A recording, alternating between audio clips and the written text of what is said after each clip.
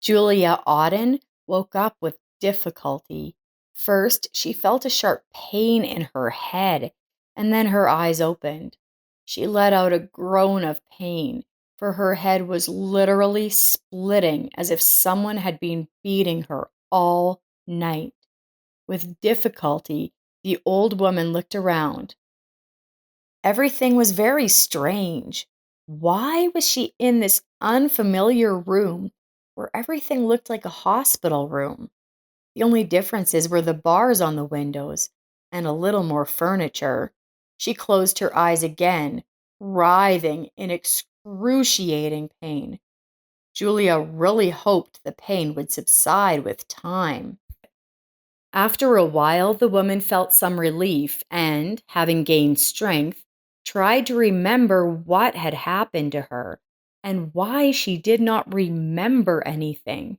A little tense, she began to remember the recent events. Julia Auden lived alone in a spacious, expensive apartment in the very center of the city, in one of the most prestigious districts. The apartment had been bought by her late husband, who held a high position in the Ministry of Commerce. Julia was a wealthy woman with a decent bank account. She also owned several smaller apartments, which she rented out. Her husband loved her very much and did his best to secure their future. Unfortunately, however, he himself left this world quite early. Their only son, Jason, had been living an independent life for a long time. He rented a small apartment and pursued his career. About a year ago, he married a beautiful girl, Christy. The daughter-in-law and Julia didn't like each other right away. Julia could not even explain to her son why she disliked Christy so much. But it was hard for her to be around her son's chosen one. The older woman secretly dreamed of another wife for Jason, though she understood perfectly well that her son's family life was his choice. She didn't criticize or make remarks, but Christy felt her mother-in-law's dislike and answered her in the same way. There was something, however, that Christy envied. It was Julia's property. Coming to visit her mother-in-law, the girl, with undisguised envy, looked at expensive paintings and antiques. Despite the fact that Christy herself has never been famous for great intelligence and worked in a beauty salon, the girl has always dreamed of a rich life. Right after the wedding, Christy began to talk her husband into asking her mother to give them one of her apartments so they wouldn't have to pay rent and could spend more money on themselves. Jason at first thought Christy was just kidding because it was important for him to succeed in life on his own. But recently, Christy announced that she was pregnant, and she became even more insistent that her husband talk to the mother. When the baby comes, they could really use the money, and come to think of it, Jason would get all those apartments when his mother died, so why not just ask for one apartment now? Christy reasoned. Julia Auden agreed with her son's arguments, but she warned Jason and Christy. I want to tell you right away that as long as this is my property, my rules apply. I don't meddle in your life, and you don't mess with my property. Please do not make any innovations or changes to the apartment I am allowing you to live in. Wait until it's all yours and then remodel it however you want. This conversation happened when Christy was already planning to throw all the furniture out of this apartment and buy new, modern furniture.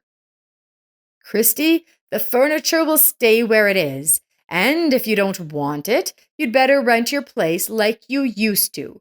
You both work. After moving into his mom's apartment, Jason was very constrained. On the one hand, the space in this apartment was much larger than the one they were renting, and the location was very convenient, close to the center, to his work, and all the infrastructure of the city. But Jason wasn't entirely comfortable in this apartment. He'd felt stiff and inadequate when he'd moved into the property his mother owned. Christy, too, had mixed feelings. On the one hand, she was overjoyed. She saw it as her first victory over her mother in law. She considered herself absolutely worthy of a rich life and felt that her dreams had begun to come true. On the other hand, she wanted to turn this apartment into a modern dwelling. She wanted to remodel it the way it was depicted in modern architecture and design magazines. Nasty mother in law won't even let me throw away or put away stupid books, and there are tons of books. All the walls are filled with endless shelves, and everywhere are books, books, books. They collect so much dust, and if we have a baby, he'll breathe that dust, Christy grumbled. Jason was a loving son and visited his mom often. He brought her fruit and her favorite flowers. During one of these visits, Jason tried to talk to his mom about Christy. "Mom, can't you two make up?" the son asked. "Yeah, I don't mind, Jason," Julia replied. "Only Christy won't treat me with respect. She's always finding a reason to displease me. And the last time you two came over together, remember what she pulled? She said it was time for me to write my will. What does she care about my will? I realize she's your wife, but she's only been in our family a year, and she's already decided it's time for her to become a rich heiress. Why is she disrespecting me? She has a calculator instead of eyes, always looking at things and pricing things. She thinks I can't see her evaluation of my paintings or vases," Julia said, not holding back her resentment.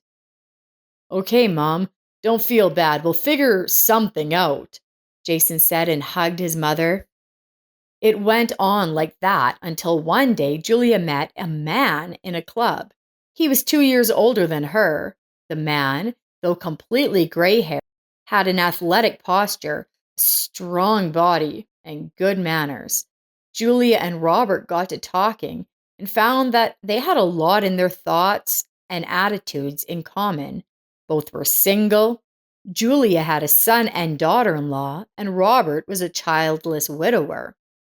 Their meetings became more and more frequent. Julia felt that she had found a kindred spirit in her new friend, and soon they decided that they wanted to live together. Julia invited her son and daughter-in-law over for dinner and introduced them to each other. "Meet Jason, Christy. This is my friend Robert Franco. We are going to live together." Christy coughed. She stared in horror at Julia, Robert, and her husband, Jason. Robert, meanwhile, not noticing Christy's growing hysteria, made a toast. "I hope Julia and I can brighten each other's everyday life and give each other the happiness we've been waiting for. I am very happy to have met such an amazing and intelligent woman. I hope that you, Jason and Christy, will benefit from our decision as well. From now on, I will take on the joy of caring for my beautiful Julia."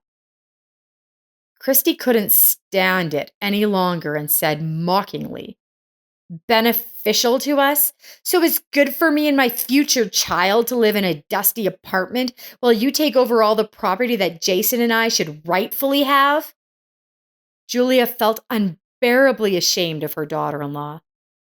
"What are you saying, Christy? Shame on you. Robert is genuinely happy that he and I have found each other," she said, embarrassed. Jason flared up at his wife's words and said firmly, "Christy, pack up immediately. We're leaving. Mom, Robert, sorry about my wife's antics. She's expecting a baby. I think her hormones are playing up. She doesn't know what she's saying. I'm very happy for you. I see the way you look at each other, and I have no doubts about Robert's integrity." The young man left, and Julia and Robert sat at the table for a long time, sighing, upset by the unpleasant incident. But they decided to hold off on the move.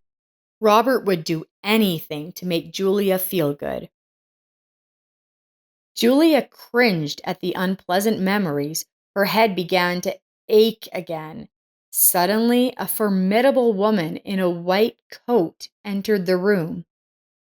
Without saying a word, she took the older woman's hand and felt for a pulse. Darling, will you please explain to me where I am and how I got here?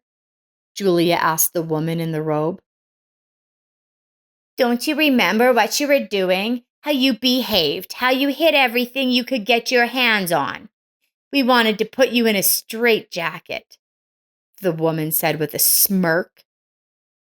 Julia was outraged and said that she had always been in her right mind and had never behaved as she was told. The woman gave Julia an injection and left after a few minutes.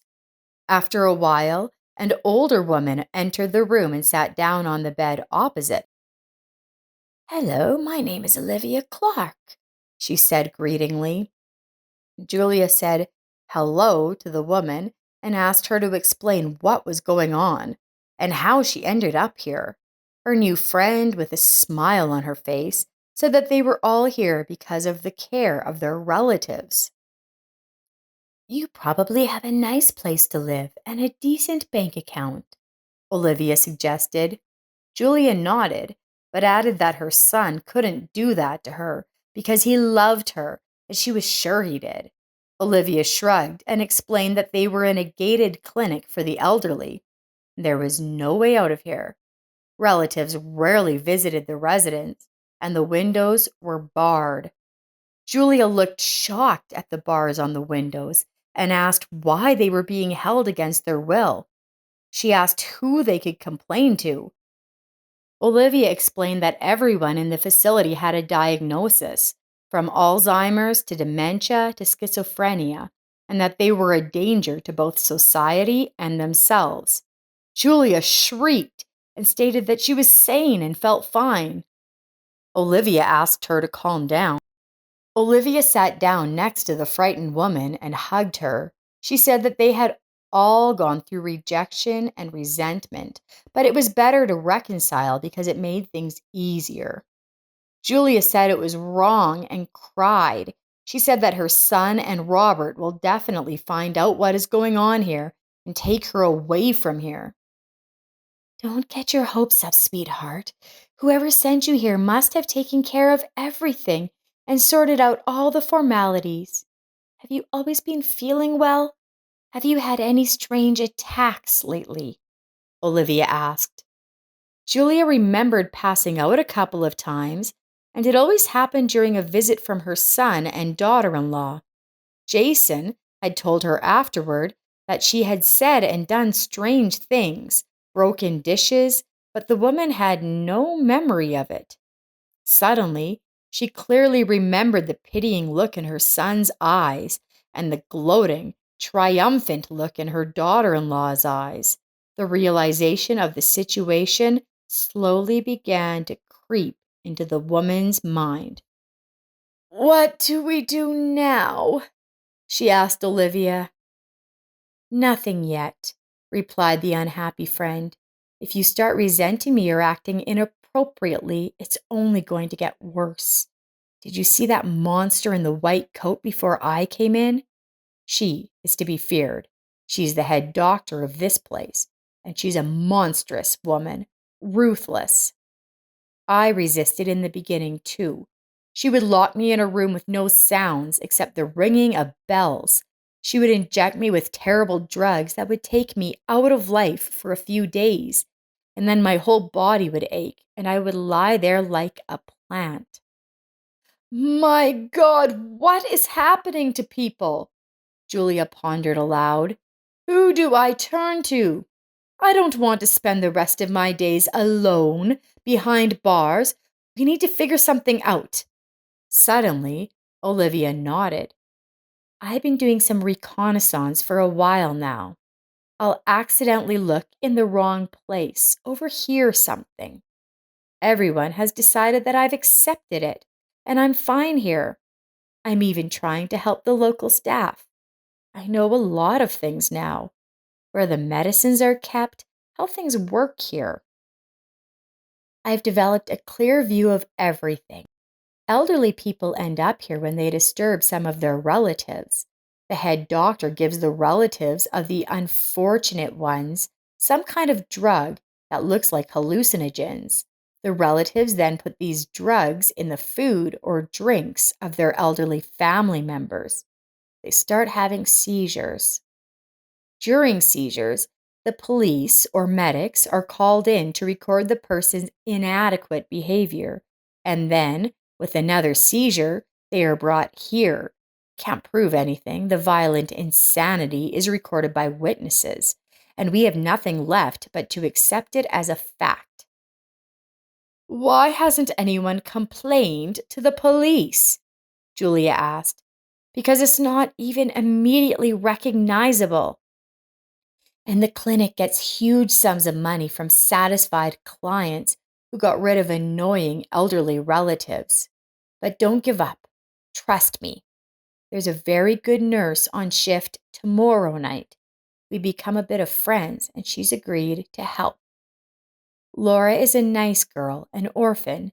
The pay is very good here, and not all the local nurses know what's really going on here.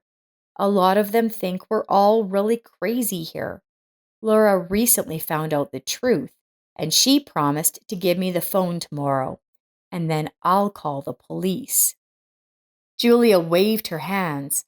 Olivia, no! What police? By the time the police believe your story and arrive, we'll already be talking and drooling senselessly.